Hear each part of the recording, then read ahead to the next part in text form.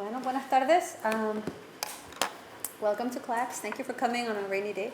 My name is Amalia Cordova. I'm the Assistant Director here at the Center for Latin American and Caribbean Studies. I'm very happy to present this book launch. This book, Puerto Ricans at the Dawn of the New Millennium, was published in June, but as we all know, the academic world is pretty much shut down over the summer, so I'm very glad that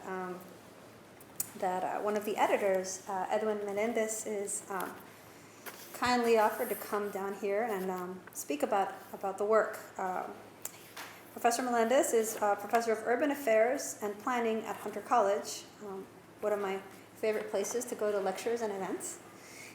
He's an economist by training, and he's conducted considerable research in the areas of Puerto Rican and Latino studies, economic development, labor markets, and poverty. In 2008, he was appointed as director of the Center for Puerto Rican Studies at Hunter College, the co-host and co-presenter of this event. The center is a research institute which is dedicated to the study and interpretation of the Puerto Rican experience in the United States and produces and disseminates relevant interdisciplinary research. I want to thank the team of students and staff that put together this event and the outreach for it. And I also want to thank Julio Ortiz, the Centro's Outreach and Partnership Coordinator, for making this event possible. We are going to be recording, if everybody's comfortable with that. We thank you. It's going to be on the website of the center. And we look forward to having more conjoined events and more contact. I looked through the book. I printed out the table of contents for you to look at while we have the lecture. So you can see the span of different topics that are covered in the book. And I feel that there's many areas here that we would like to engage with in the future, including K-12 initiatives. So I will turn this over to Professor Menendez. Gracias. Muchísimas gracias, Amalia. Es un placer. It's a great pleasure for me to be here, and I thank you all for taking time and fighting the weather and all that. In any case, the first thing I want to say is that this is by no means my work. It's actually a collection of essays and research by various of our research associates at Centro. There are a couple of outsiders, for the most part the chapters are authored by our staff. So it's a way of trying to disseminate the findings of many studies put together in a volume. And it's very challenging to try to summarize all that in a lecture, let alone a short talk, which is what I intend to do. Go for about 15-20 minutes, introduce the topic, and then maybe take some questions for discussion. In any case, we put out last year the State of Puerto Ricans 2013, which is sort of a short version of this other essay directed to a more policy-making public and more professional public, as opposed to the Puerto Ricans at the Dawn of the Millennium, which is more intended for academic use in classrooms and the like. In any case, the book is divided into three main sections. I'm going to try to structure my talk around those sections.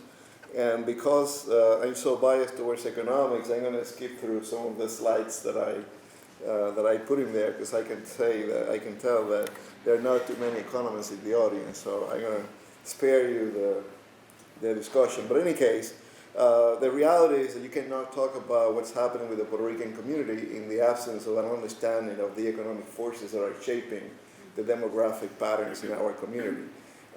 It's really an important force is understanding the displacement of people from Puerto Rico, but more importantly, as I'm going to try to explain to you, there are really two flows that are very distinct from each other, one from Puerto Rico to the U.S. and another within Puerto Ricans in the United States. And the one within the United States is more pronounced than the one from Puerto Rico to the U.S., even though that's the one that has received the most attention. So I'm going to try to tease that out as I go along. And in reality, the punchline of all this work is that we're looking at a community that really has, there are two different tales here. One tale is about that group of people that were in the States during the recession and that try to survive and adapt. and migration, internal mobility in the U.S. is just a manifestation of that. And there's another story, another tale about those who leave Puerto Rico, come to the United States, and then have to adapt and settle in communities that may not have been ready for them, and that are in many ways pioneering new communities and new areas. And I'm going to try to tease that out a little bit as I move along. In any case, as I mentioned, the Puerto Rican community in the States have undergone a dramatic transformation. Just to give you a vignette, it's better if I use the graphic to tell you the story. If you look at the population in Puerto Rico and the United States in 2003, they were about the same, 3.8 million, give and take, 3.6 million, give and take. Only Puerto Ricans, not counting foreign-born population that lives in Puerto Rico. But by 2013, which is the last year that we have data for, 2012, I'm sorry, 2013 will come out in a couple of weeks. By 2012, there were close to 5 million Puerto Ricans in the United States and 3.5 in Puerto Rico. That's a swing of about 1.5 million people in about less than a decade in terms of mobility from the island to the U.S. And as I said, the flow from those within the United States is even larger. So this graphic illustrates a little bit that the fact that it's not just one-way migration. Over that period of time, you have people that come to the United States, and obviously the blue bars are larger than the red bars. That means that there is a net flow to the United States, but that those are the primary destinations. And as you can see, only Florida in the south cracks the top 10, so to speak, primary destination for Puerto Ricans. But I want to talk a little bit about the other aspect of this, which is the nomadic behavior of Puerto Ricans in the U.S. So this behavior is best illustrated by this graphic, okay? Puerto Ricans in the United States have the highest mobility rate of all groups, whether Hispanics, Latinos, whites, blacks, and U.S. and Puerto Rico-born migrants or population. So it's the line on top is the one that illustrates those rates. Sometimes it's even higher, I would say at least 30, 40, 50% higher than the average for the whole population in the United States. And if you wanted to have a picture of how that looks, okay, it means that, you remember what nomads are, right? They go to the desert and the water goes here and there and they follow the water and they follow the crops and the harvest. So that's exactly what's happening. Puerto Ricans are moving, searching after jobs, trying to adapt to the conditions that were created by the recession and other factors. The thicker the arrow, the arrows indicate directions of the flows, and the thickness indicates the volume of the flow. And this is an average of the last 10 years, I believe. So in any case, it just gives you a picture of the mobility patterns that we have. They are all over the place. So let me say a couple more words. So this swing in population has, Puerto Ricans were always the second largest group, but it's the fastest growing Latino group. It's, the Mexican population is much bigger. It's about 2/3 of all Latinos in the U.S. Puerto Ricans follow with about 10% of the population, but the growth of the Puerto Rican population is really staggering. If you look at the settlement of Puerto Ricans throughout the United States, you can see the blue bar was in 2000, the red bar is in 2010, and you can see that even though New York is the largest settlement, right? The growth, and by the way, the myth that Puerto Ricans in New York have declined is not really true. I mean, declined for some years, but as you can see, over that period of time, there was a net gain. A little gain, yet it implies that we haven't lost population in the state of New York, certainly in the city of New York. But if you notice, the most telling story of this graphic is the second set of bars, which is Florida, which has pretty much doubled in a decade and continues to grow.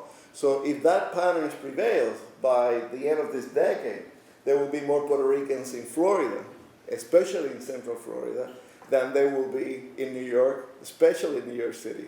So that monopoly that we used to have about social movements and settlements and the gate towards other communities and so forth is being challenged by our population in Florida. In any case, this table tells you a little bit about the distribution of that population in the South, and you can see that there are very staggering percent growth of the population. None of these states actually cracked the top 10, but you can see that when it comes to population growth, the South is one of the fastest areas of growth. It's also true for Latinos in general, for Mexicans and Puerto Ricans specifically, but this tells you something about the changing demographics of Puerto Ricans and other Latinos in the U.S. So to understand the impact of the Great Migration, I want to talk very briefly about some of the patterns that we observed. So during the recession, you really have this pattern of inequality that plays out through the whole country, playing very specifically for Puerto Ricans. For one, for example, the people who were employed year-round did relatively well, and I'm going to give you quickly some data on that. But the people that were unemployed for a long period of time. So there's this bifurcation of the impact of the recession. So you have, at the same time that you have some populations that were really affected by the recession, you have others that survived.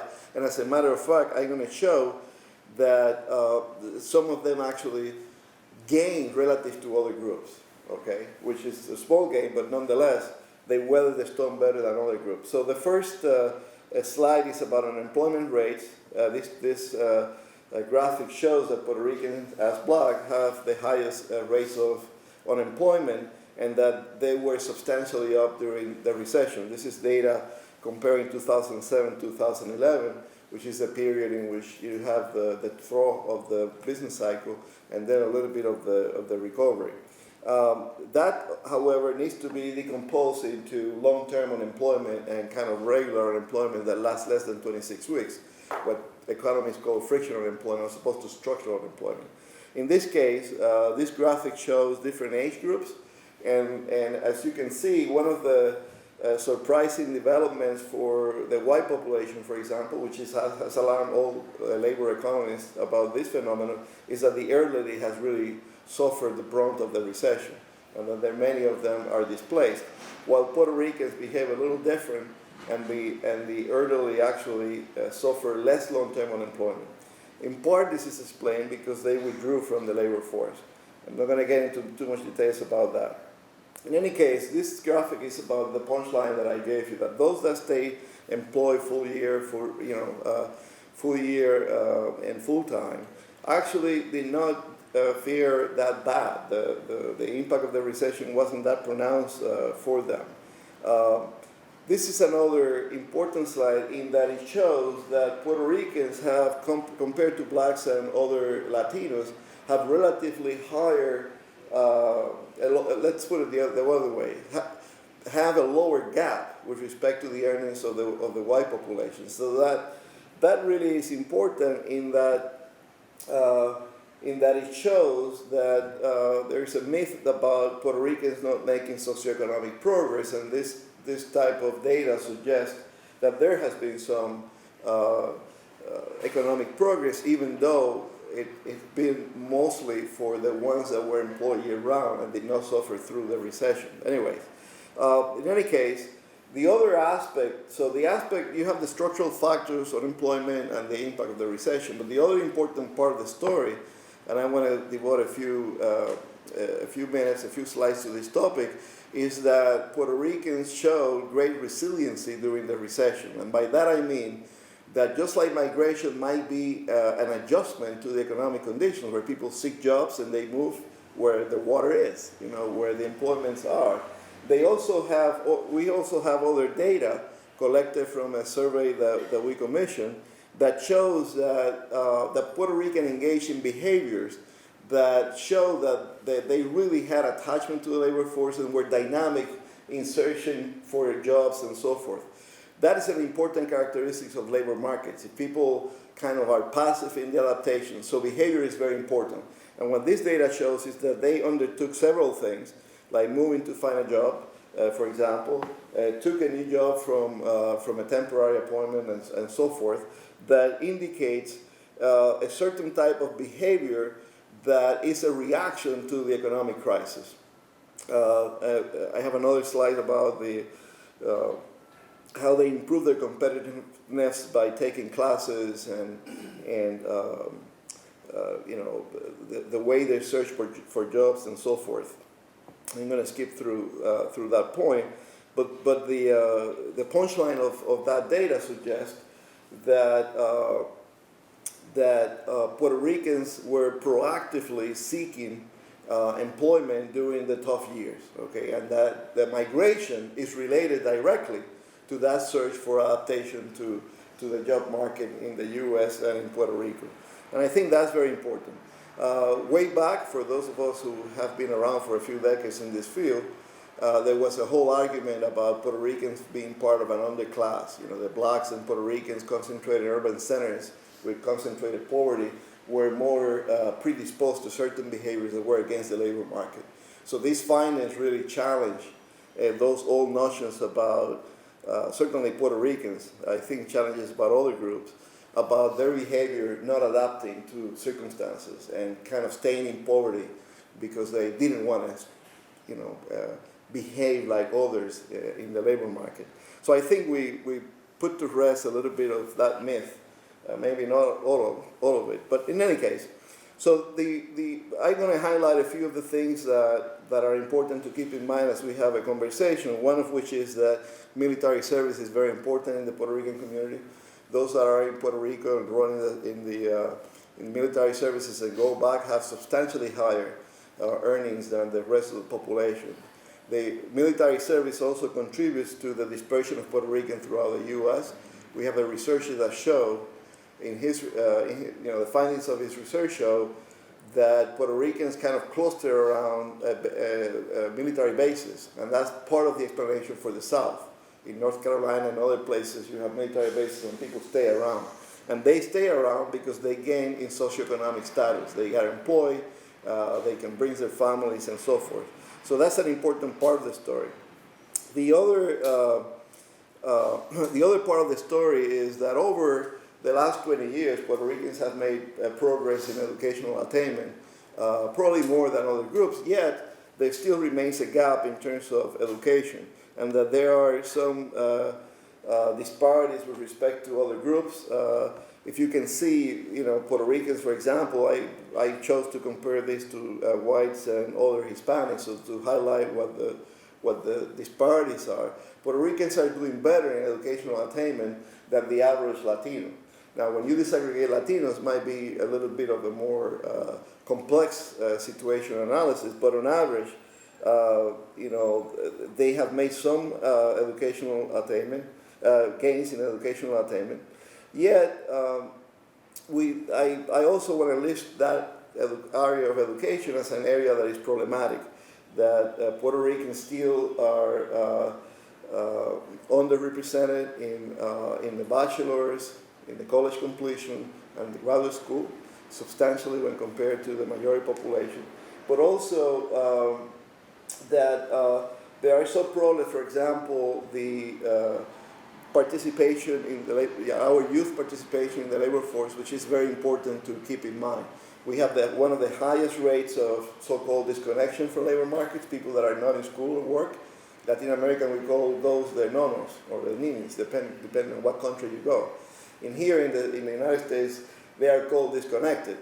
We have another project, another research project that is trying to show that you can label them disconnected because they're not in school and work, but they're very well connected to family, to their peers, to community organizations, and to other areas of social life that allow them, despite those bad circumstances, to survive and to be resilient.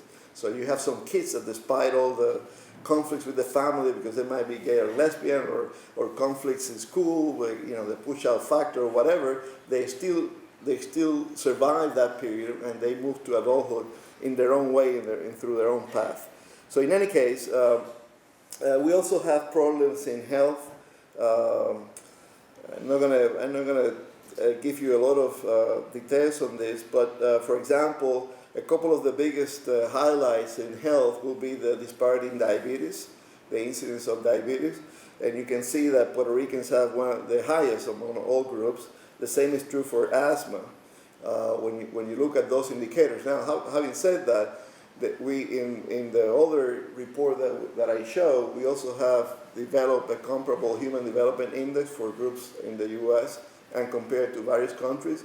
And Puerto Ricans have a higher indicator in health than many, certainly blacks and whites and except for Asians, than other groups.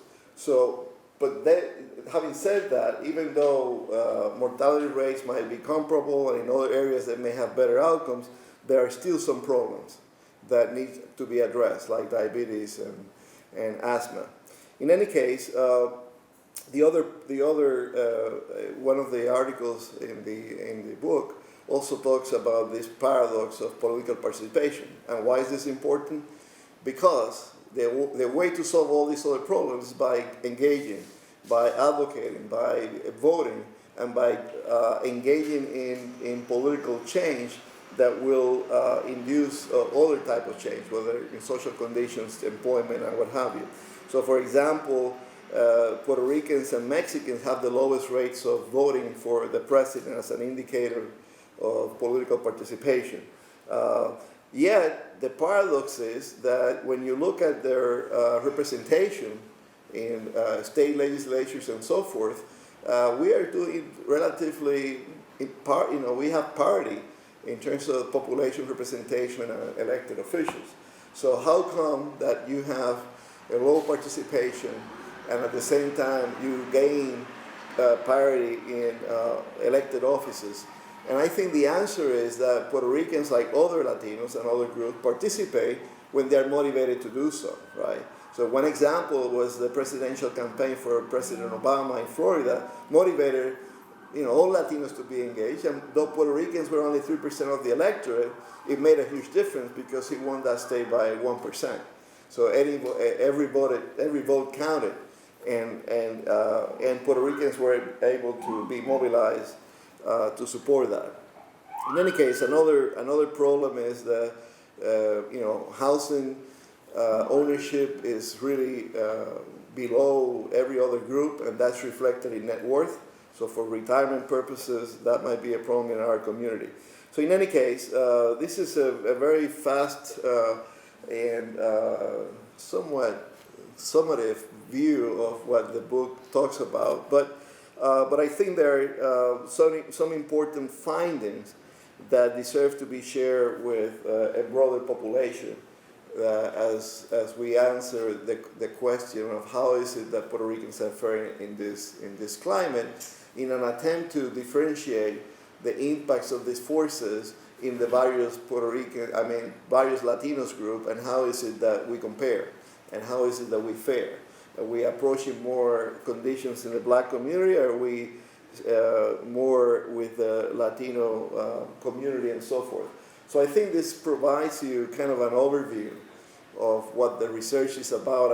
I didn't even mention some of the chapters, but I think at least opens a conversation and may spark some questions from you that we can then tease out a little bit more. So let me stop here and ask if you have questions or comments. How many of you actually knew all this? Oh, sorry. Yeah, I go back to the... So in any case, questions or comments? What is your field? What is it that you study normally?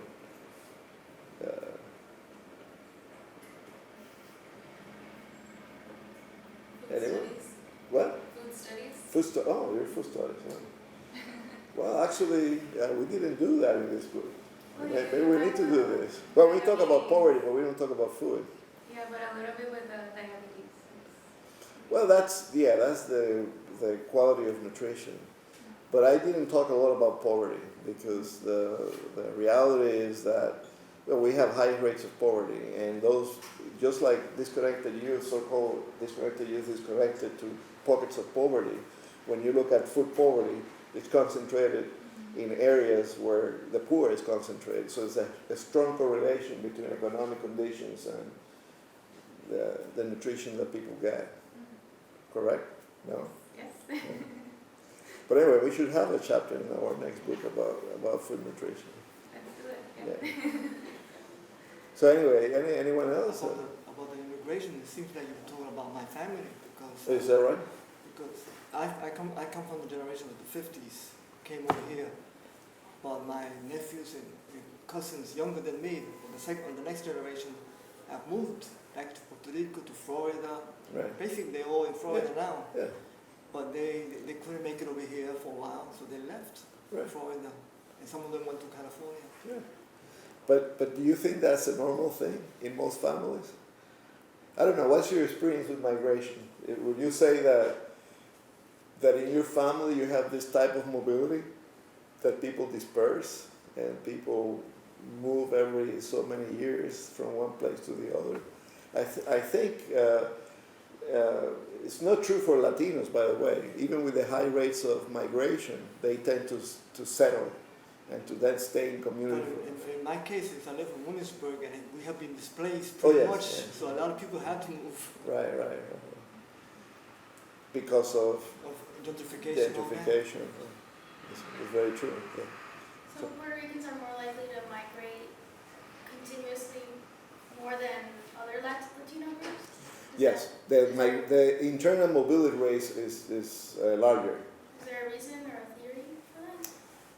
Well, as a matter of fact, there is. And what this is a research not published here. It's a paper we presented in June in a conference. And basically tries to differentiate the logic of the two flows. And one of the questions that we ask is, are people that travel from Puerto Rico to the U.S. or people that travel within the U.S. more likely to be the most educated or least educated, right? And it's called, in Puerto Rico, it's called the brain drain. But we didn't find statistical significance for the flow within Puerto Rico, yet we found it for the flow in the United States. So that tells you right there an important distinction between the two flows. That in the United States, there's another important distinction that I didn't mention, although I had it in my notes, which is to say that Puerto Ricans born in the U.S., if you use that as an indicator of foreign born versus U.S. born, island born versus mainland born, or whatever you stateside born, let me say. Let's say that about 60% of Puerto Ricans are now overall are U.S. born. Okay, English is the main language for about 70 plus 75, 80% of the population.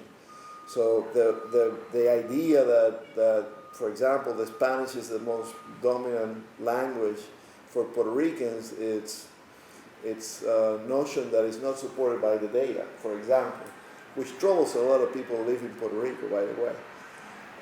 I couldn't say this in Puerto Rico and survive without any kind of aggression from someone. But anyway, so the fact that about 2/3 of the people that migrate within the United States are U.S. born tells you that this mobility within the U.S. is not sparked by people who came from Puerto Rico.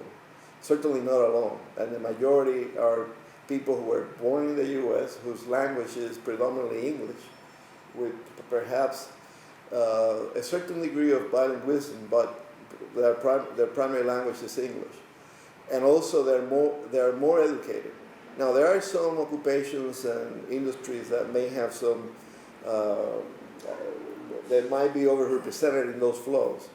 But the logic of those two flows is somewhat different. And part of the research that we're conducting right now has to do with assessing issues of, for example, quality of life, whether crime rates in Puerto Rico affect the flows. Most of us think they do, but the fact is that when you look at crime rates in Puerto Rico, the only point of reference that is much higher than anywhere in the U.S. is homicide, violent crime. Okay, everything else is below. So when you try to model that, and it's very high disproportional. I mean, the crime rate is, so you can say that, you know, people are so fearful of leaving the house because of homicides and aggression, that because they're home, all the kinds of, you know, robbery and all the kinds of crime are low. We don't know that, but the point is that the correlation that you make in your mind about crime and migration or people leaving the island because of quality of life may not be as apparent as we thought it was, right? So the factors are complex, and I will put very high the search for jobs. It's a study by the Pew Research Center that actually used CPS data put together by about 10 years and asked what is the main reason for people to migrate. And finding a job is number one, followed by family reunification. When you look at Latinos, that's not the case. Even with all the migrants crossing the border in search for jobs, still the highest stated reason, the most often stated reason, is family reunification, as opposed to economic, searching for a job and so forth. But not the case for Puerto Ricans. Puerto Ricans have a substantially higher rate of that. So the factors are complex, but as I try to point out in the talk, this economic motivation plays a big role in motivating these flows, right? And it's very hard to talk to any family in Puerto Rico that has not experienced over the last decade that someone in their family left and came to the States. It's very common, and they are all, you know, conventional, professionals. Puerto Rico has a strong professional class that is doing relatively well, despite everything you hear about the crisis. Yes, the poor is suffering a lot, but there's a strong professional class. They're not necessarily older, but they go across all age groups, and they're doing well. And if you have a job there, and they live relatively well. They live in gated communities.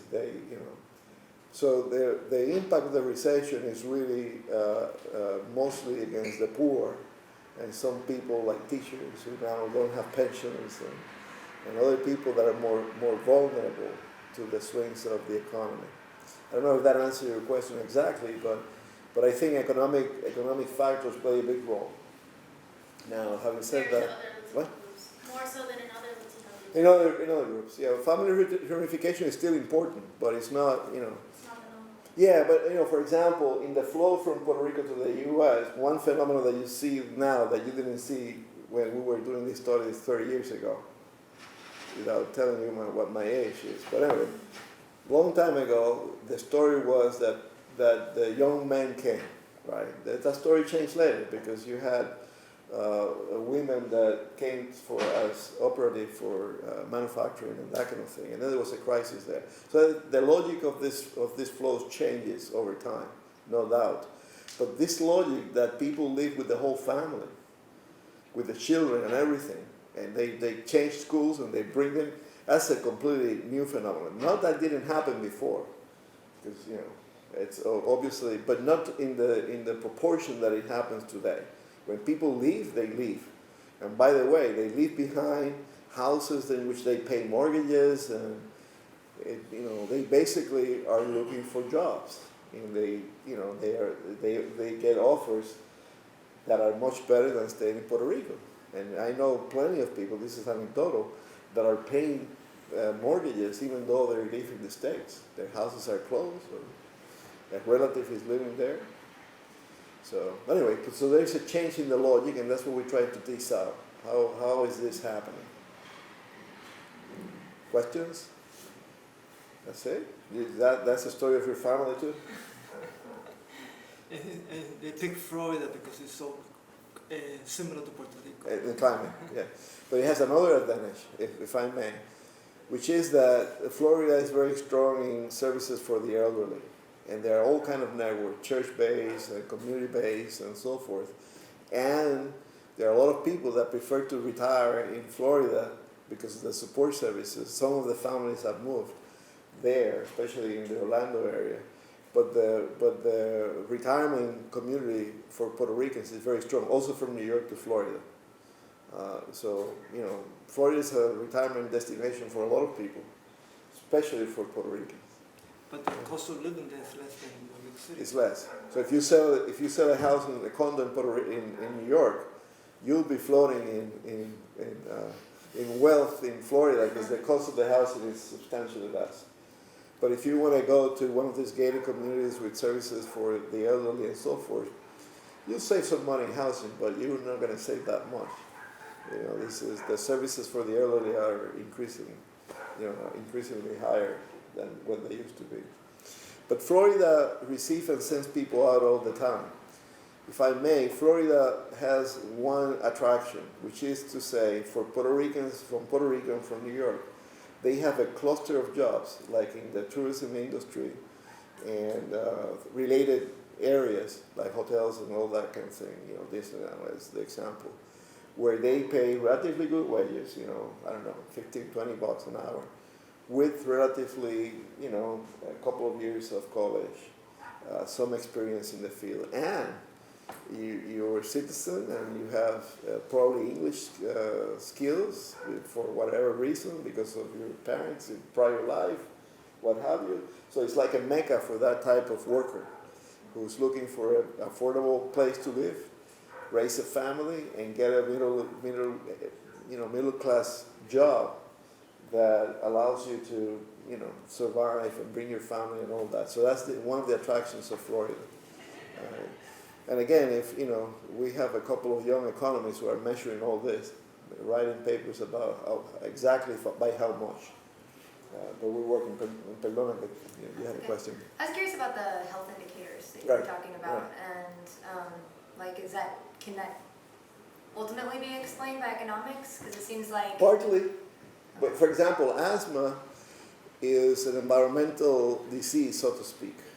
So if you have a concentration of people that live in the Bronx near highways and near industrial areas, well, that will explain a lot of the disparity, right? But it's also true that the specialized health services that you need might not be available, okay? There might also be practices in the family that are not conducive to, so it's various factors that I think affect the disparities in asthma rates. But being poor and living in an area with concentrated pollution will go a long way to explain the disparity. This is a spatial analysis. Some people have done it, and there's some evidence that that is true. And also the facilities that you have, the cultural barriers when people go visit with asthma attacks, what the receiving a hospital, or people go to emergency rooms even if they have health insurance. It's a complexity of factors that actually affect the higher rates. But in difference to other conditions, this is very much, you can affect these rates very much through social activism, awareness, and better services, translators in hospital, a lot of measures that are doable. Cultural competency of service providers in health, in hospital. We have, if you want to explain diabetes, rice and beans will go a long way. And you can say, well, that's the culture. You can also say, yeah, but people change culture all the time. Why is it that, these middle-aged men, typical case, or women, both of them, right, a little overweight, probably BMI of, I don't know, close to 40, 35 to 40. Right, and they, sometimes they're young and they don't realize what the implications of that is for long-term diabetes, hypertension, heart diseases, they may not change their behavior. They may not have the tools to do that. But in part it has to do with how the medical services and the kind of prevention services are offered to this population. One of the things that we've studied in the past is the whole question of cultural competence in both the institutions, the hospitals, and the service providers, right? So for example, translators, which is what I was discussing earlier today, are important, but not all the hospitals, New York has over 100 languages. Can you have translators for? But forget about translators. Okay, think about Puerto Ricans and Mexicans and other Latinos. They all speak Spanish. Most, give and take, right? Some Puerto Ricans actually the first language is English. But let's say Spanish shouldn't be a barrier. It should be service providers that are capable of talking to them. Yet there are significant cultural differences between Mexicans and Puerto Rican, how they approach, tortillas and rice and all that, and how that affects how they get the disease, right? Maybe we need a study for that. Well, there are plenty of studies for that. I can write a book then. Actually, you did study, not me, but I read the study about the elderly in Boston and how, this caring, these services, ambulatory or otherwise, were critical for the health of these elderly people. So I don't know if that answers your question, but I think the ballpark answer from an economist that knows very little, other than reading these chapters, is that there might be environmental factors that are at play here that could be influenced. Yeah. And I think our authors, that's what they propose. People that actually know what they're talking, they say that a little social activism will go a long way in changing those conditions. In fact, in the 80s, in Williamsburg, where I come from, there was an environmental thing, factory, I think it was Radiac, that was causing a lot of the problems. And the youth organization from Puente did protested against it until they removed. They're still doing it. The Radiac is still there after all these years. I think after they have moved out. They're still doing it, and they use the art too, and they create murals that tell stories about health. And There's one, they just painted one this summer. yeah. We just coming out with an article. We have a new magazine, it's called Voices, and we're one of our writers is doing an article on a mural that they painted in the, what is this? It's an old factory, the Domino factory maybe? Yeah. And so they're covering the story about, and it's all about imagery, and the message has to do with health and community and whatever. So they're still doing that. They just painted a mural on Grand Street next to the waterfront. Beautiful. Yeah, but they use art and murals as a way to change the kids, because they learn about their history and what have you, about social issues, but they also change the community, because the community is looking at that all the time and figuring, what the hell is that? What is this? So they're raising questions about that. It's a great method. They got some great directors there, Ricardo and I know. Gene and all that. Yeah, they're great people. They have a gala these days. See if you buy a ticket. Support the cause. So in any case, any questions? Yeah. This question comes because I was born and raised in Puerto Rico and recently moved here, and I find the diaspora here somehow different from the one I experienced in Boston. And my research is looking into traditional diets and how people have this relationship with food. And one of the ideas I'm playing with is comparing how people that were born and raised here talk about food differently than people like me that were born and raised in the island. We do.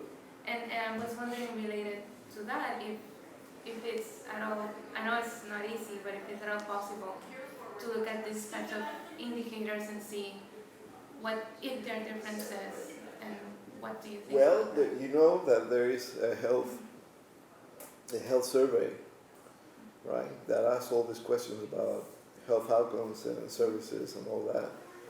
So, the answer is it could be done. In terms, they have, I think they have an indicator about foreign-born versus U.S.-born, and for Puerto Ricans, island-born. So that would be a simple way of looking at where there are differences in the behavior and the outcomes and all that. And I think that study has been done. There is a health institute at Lima, and there's a professor, what's her name, Marina Aguirre Molina, that I think just put out a report on this topic, on the I'm not sure how the health survey measures dietary intakes. I know they measure all kind of health outcomes. I don't know, I mean, I think I examined with you at one point the question for intake, but I think Marilyn has a report on using that data. But more than health, other social indicators. Well, if you combine, you can always combine, as long as you know where people live, in general areas, you can always combine environmental data using all kind, the American Community Survey has plenty of environmental data, meaning economic conditions and all that. And I think for some areas like New York, you will have more sets of data. In New York, you have data about services that you may not find in other areas. You have detailed socioeconomic data, and you may have through the health survey. The health survey, the problem is that the sample is too small for areas like this. But I think there's some supplemental surveys from the Department of Health here. But that's easy to find out. It's not easy to do, but it's easy to find out if the data exists. Yeah. But that's the connection.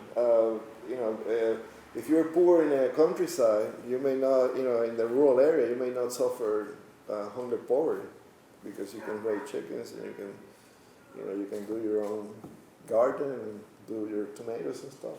But if you're in an urban environment and all you buy are donuts and sodas.